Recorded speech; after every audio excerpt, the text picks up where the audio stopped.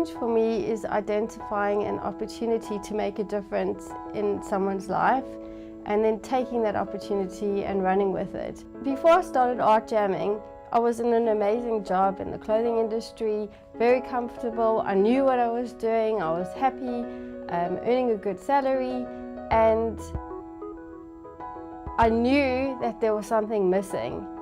And with the help of my father, who I convinced to start this journey with me, we had no idea about what we were doing. This was a completely new business, and we were scared, obviously, that we were going to lose everything, we were going to lose what we were investing in, but we believed in what we were doing, and we believed that we could change people's lives through art and change their attitudes towards art. So we jumped in, boots and all, not knowing what the outcome would be, with no support from anyone around us, landlords, shopping centres, no one was interested in us, but we believed in ourselves. And we grabbed the opportunity, and thankfully it worked out well. Art is an amazing way for kids to express themselves and to lose themselves sometimes. So one area we focus on is kids with learning disabilities, or physical disabilities even. Art jamming is a very safe space for them to come in and express themselves completely freely. There's no one dictating to them, no one asking them for results. They can sit and express themselves whichever way they want.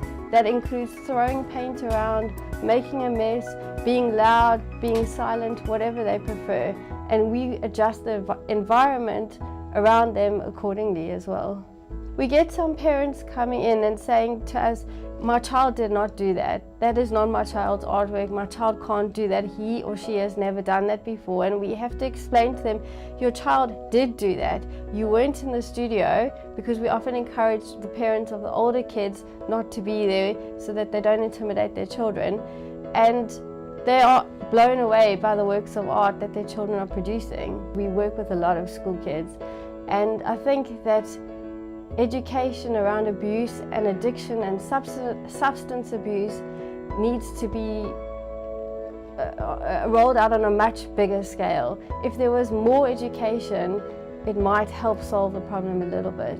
Every year we run a campaign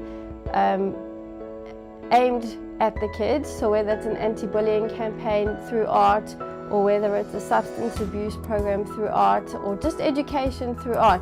And the kids come in, they paint how they feel, and they paint what they're seeing around them, and that helps them actually look at what is going on around them in a very different way and understand what is going on around them. I believe that everybody can affect change in some way, and that change is not just the domain of the privileged few. Anyone has the opportunity to affect change, however big or small it is around them. And I think that that little change does make a huge difference, whether you may or may not believe it yourself. I don't know if I have a tried and trusted recipe for success, but I do know that the only way to succeed is if you try it in the first place. And if you fail, it doesn't really matter. Get up, move on, try the next thing. You will succeed somewhere, but if you don't try it, you will not succeed.